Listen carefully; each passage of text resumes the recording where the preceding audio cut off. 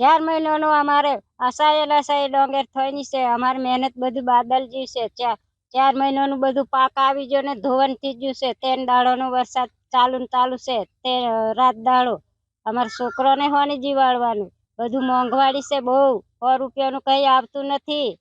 કઈ રીતે અમે છોકરોને ઢોરોને દલારીએ? અમારે કઈ પરાર નથી હાથ લાગ્યું। 3 દિવસથી વરસાદ ચાલુ છે એટલે અમે ડોંગર તાપેલી તૈયાર થઈ ગઈ એટલે જોડવાની ત્યાં અમે વરસાદ ચાલુ થઈ ગયો એટલે ડોંગર અમારું બધું બગાડી કાઢ્યું। 2 દિવસથી વધારે વરસાદ પડે તો ઉગી જાય। હવે શું કરવાનું? ઝેર બરાબર આ ખાવાનું છે જેથી કરીને મને કંઈક વળતર મળે તો સારું રહે। આ બધું પોણી મેં ઉગી જ ડોંગર હવે અમે કાઢીએ છીએ પણ એ ઉગી જ જવાની કશું રહ્યું નહીં તો કંઈક કરે સરકાર તો સારું રહે। લોકોને સાહેબ 90 થી 95% ડાંગરનું વાવેતર છે અમારા ગામની અંદર।